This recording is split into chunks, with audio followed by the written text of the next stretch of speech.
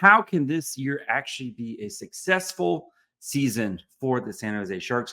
We're going to look at what they need to do this year for it to be considered a success, and what they need to do for it to not be a success. So all that and more on today's episode of Locked On Sharks. You're Locked On Sharks, your daily podcast on the San Jose Sharks. Part of the Locked On Podcast Network, your team every day.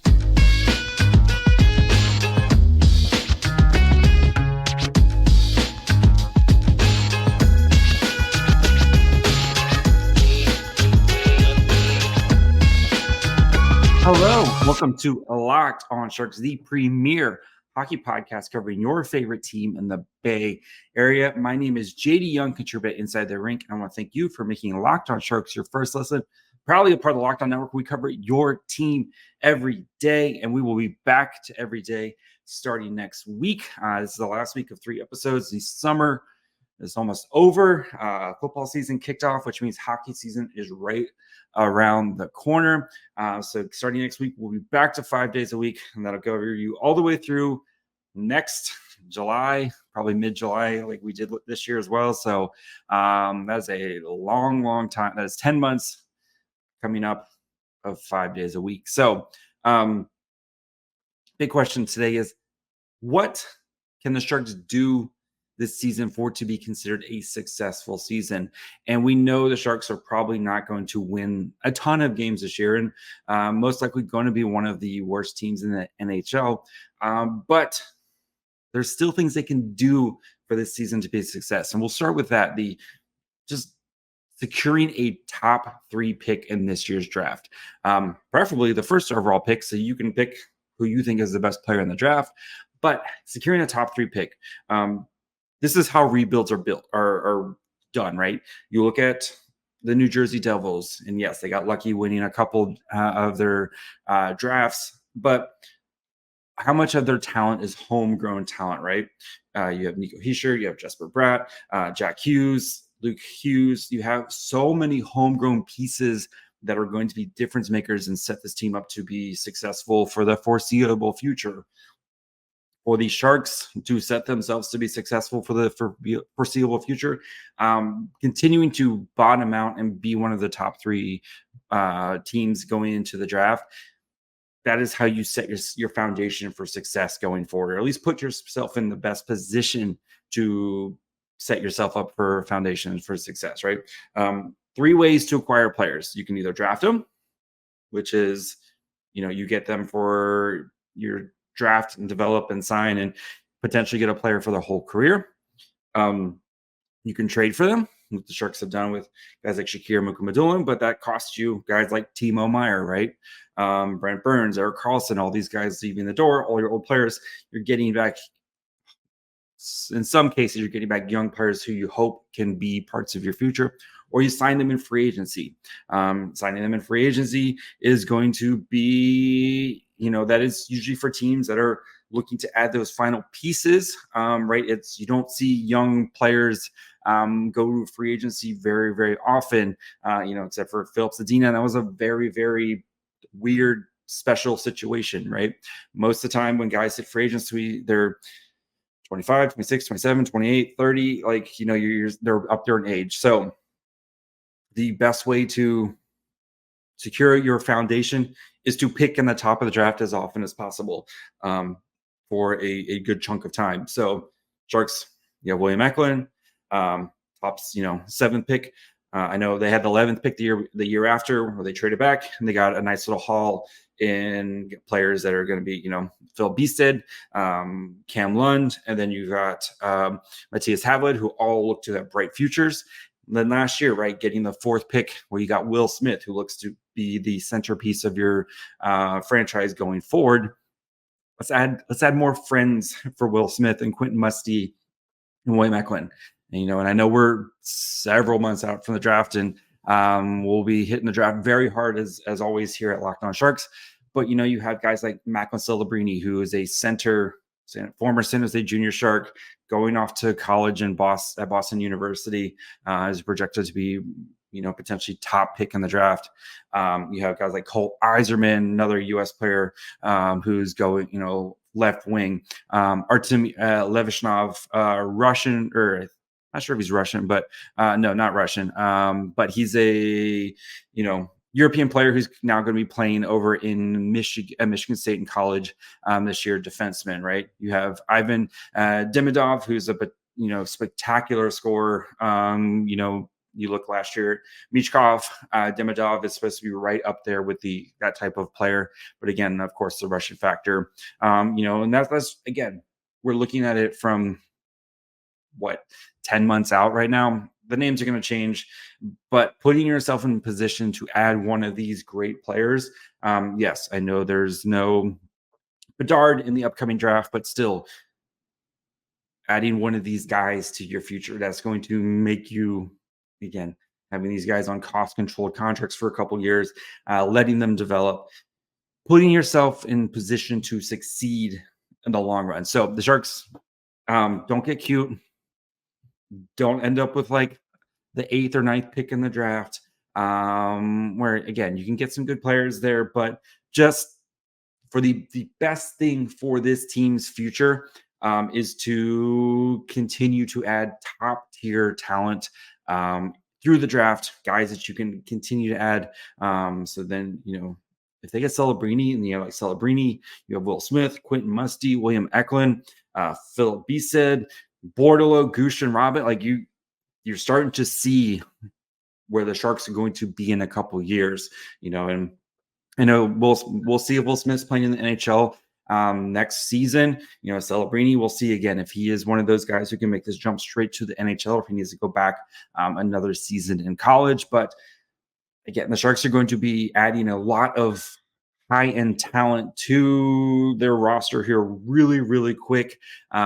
So the best way to turn this thing around and make this a real rebuild and set yourself for a long-term success, look at what the Devils did, right? Drafting Quinn Hughes, not Quinn Hughes, but drafting Jack Hughes. They got lucky winning the draft a couple times, but you got Hughes, you got Heischer, you have like Luke, or you got one of the Hughes, or you've got the other Hughes brother and Luke Hughes. Like, they have just so much top tier talent that they will have for the foreseeable future because they've drafted and developed these guys. And now they're going to be good for the next several seasons because they've drafted and developed well. So that's what the Sharks need to do to set themselves up for long-term success, right? If the Sharks somehow make the playoffs this season, cool, they made the playoffs, but then you get crushed in the first round by Vegas or Dallas or Colorado, whoever's, the number one seed. Is that really the best thing for the long-term success of the future of the franchise? I don't know. I'd rather be terrible for a couple seasons, but adding top tier talent that can allow you to actually develop and be a contender in the future, and not just have these maybe little one-off win, maybe make the playoffs, you scrape in, make the playoffs, but you're really not dangerous, or you're not an actual contending team. Like, you want to be, yes, anything can happen in hockey playoffs. We've seen it before, but you want to set yourself up for success. And best way to set yourself up for success is continuing to draft and develop. So securing a top 3 pick in this draft, that's the best thing that can happen for the Sharks this season. So before we look at some on ice things that the Sharks need to do to have a productive season, do want to take a quick break, talk to you guys about our good friends over at FanDuel. And we know football season is here. I hope you guys enjoyed the first football Sunday. I know I did. So football season's here, and FanDuel's going to give you a chance to win all season long, because right now, when you bet on a Super Bowl winner, you can get bonus bets every time they win the regular season. So maybe you bet on your favorite San Francisco 49ers, and then every time they win in this season, you get bonus bets that you can use on spreads, player props, over-unders, more. Maybe you want a nice, Christian McCaffrey over-under touchdowns for the season, or maybe just in-game props that you can do as well. Maybe you're feeling really good about a certain team from South Florida who went to LA and won a huge game. And then maybe that Tyreek over 2,000 yards prop is looking really tasty right now. Whatever you want to use your bonus bets, you can use them on. Plenty of fun stuff. So visit FanDuel.com/lockedon and start earning bonus bets with America's #1 sportsbook. That's FanDuel.com/lockedon. All right. Another thing, development, right? Drafting, you can pick guys, but if you're picking guys and you're not developing them, what does it mean, right? You're just hoping that works out. And development for this team is going to be huge this year. And I know they have a lot of kind of veteran guys, especially in the forward group, but I want to see development between not only the players, but the coaches, right? David Quinn, looking at what he did with the Rangers, and then where can he improve on with this team? And I think an area that I really want to see the Sharks try to improve on is going to be the special teams. And it's going to be very interesting to see the special teams because you lose Erik Karlsson, you lose Timo Meier. But I think there's a chance for the special teams to maybe be a little bit better because I think they're deeper, right? We know the special teams last year was power play one that played for basically 90 seconds. And then if they didn't score, it was just, they almost basically went back to 5-on-5, just throwing dudes over the boards to just try to kind of get your top line a breather. But again, you have a bunch of players, right? You have Duclair, you have Hoffman, who I know Hoffman's not what he used to be, but I still think he can be an asset on the power play. Granlund with his great passing ability. You still have Hurdle, you still have Couture, you're gonna have William Eklund. Like, you have a lot of pieces, at least among the forward groups, where I think it can be a much deeper power play and a more balanced power play system. And I want to see I want to see David Quinn continue to implement his system and what happens from year 1 to year 2. If you go back and listen to when David Quinn was hired, I did a big breakdown on David Quinn, kind of comparing the team, like kind of how his teams progressed through his years with the Rangers. And so the 2018-2019 Rangers team, which was they were the 20th oldest team in the league at the time. Their power play was 17%. This was their 17th in the NHL, at 19.3%. Penalty kill was brutal at 27%, or 27th overall at 78.2%. But that second season, they got a little bit younger, yes. That is more talent, but the power play made a big jump from 19.3 to 22.91, which was good for 7th in the NHL. The PK still was kind of meh. Last year, the Sharks, their power play was one of the 10. They were 32, 1, 0, 9, 8, 7. They were 25th in the NHL at 18.4%. I think their goal, just try to get into like the teens. Shoot for that 20% power play success. That should be their goal. And that's more of, again, I know you lost Erik Karlsson, you lost Timo Meier, but I think you have more depth players and more quality. We have more quantity, I guess, than you do of quality players this season. So I don't think it's much to ask for the Sharks to go from 18.4% to 20%. That's, be one of the, just in the teens and not be one of the worst teams, just be kind of a mediocre team with your power play. Show some improvement in that area. The penalty kill for the Sharks, which has been historically good the past couple seasons, and they were still finished in the top 10 last year, but it'll be interesting to see now that you have a lot of new pieces, right? I mean, you still have Couture, Nico Sturm still there, but think of the pieces that you've lost recently, right? Nick Bonino, Andrew Cogliano, Matt Nieto, Long Beach native. How can you continue to be a solid penalty kill while you're kind of training new guys to take this job, right? And which of these guys can kind of step up and do this? Like, can your Luke Cunnins, who played some penalty kill last year, can he be, a top penalty killer for you. I think Oscar Lindblom, can he be that defensive specialist and as he tries to fight for a job? Maybe some of the new additions, right? I think Zetterlund's got a chance to be a solid penalty killer with his kind of tenacity and the way he plays the game.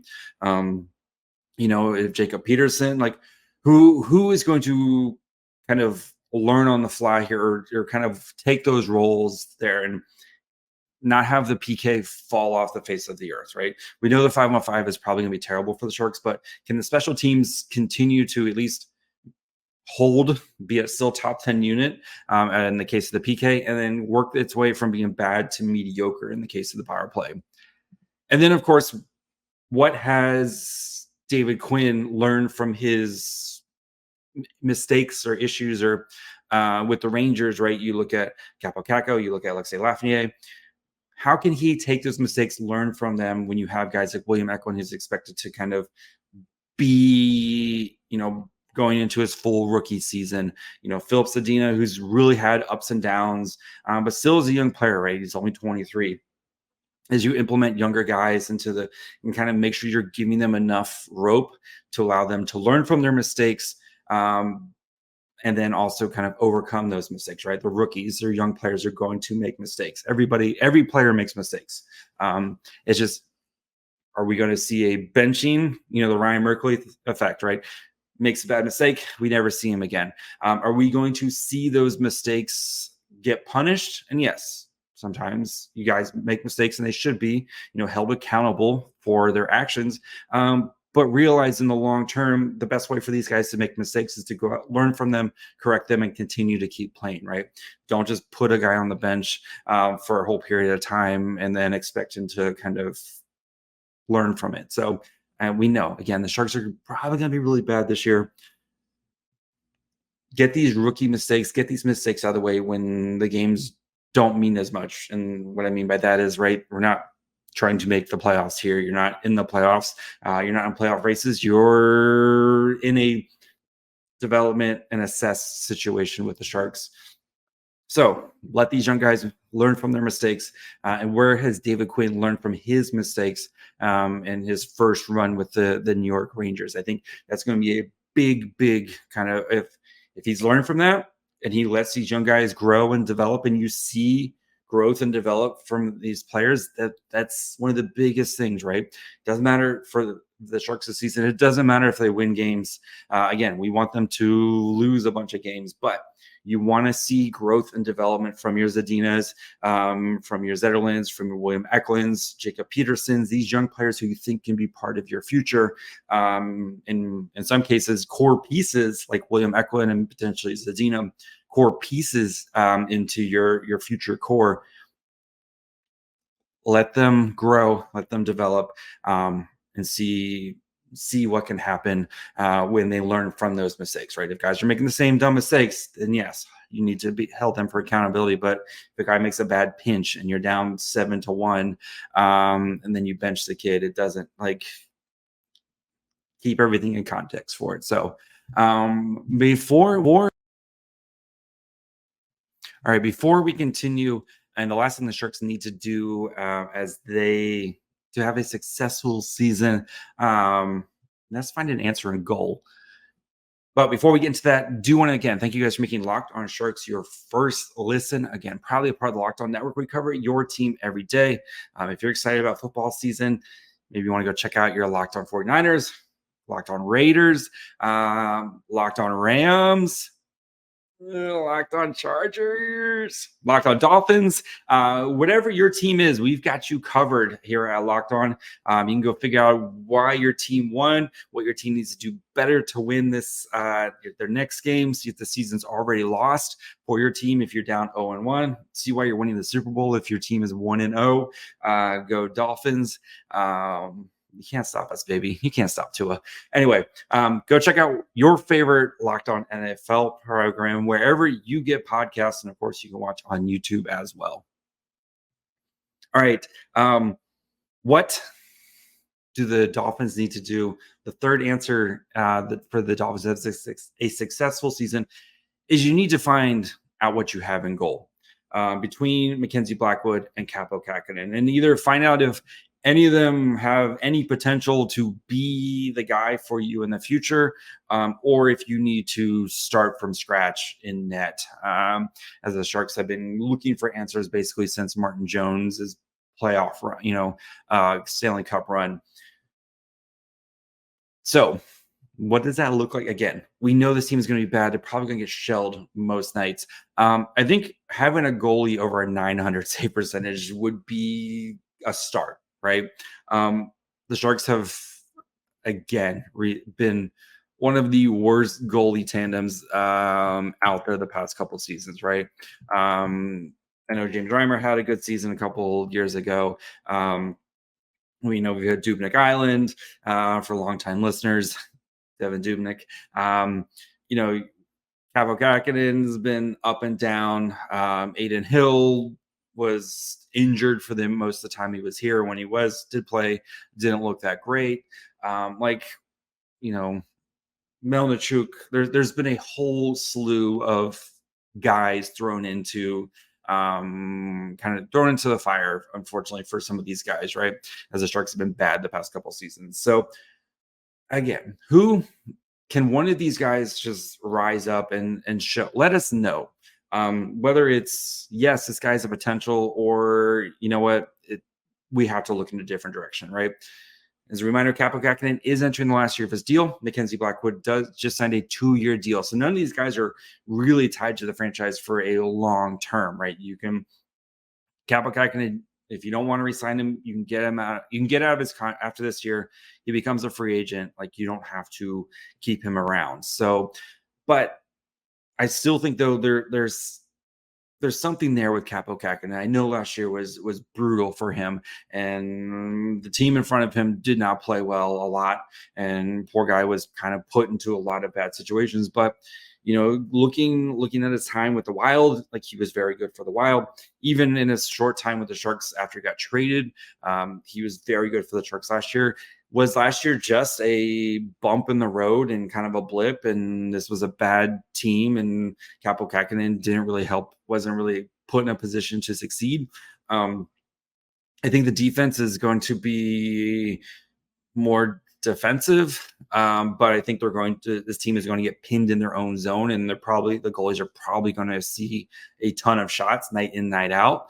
So maybe that's how you get to your 900 save percentage, is just by sheer numbers. You're just facing so many shots that, like, you just have to save some goals here and there. But I think just starting with a 900 save percentage, can we get a guy with a save percentage over that starts with a 9?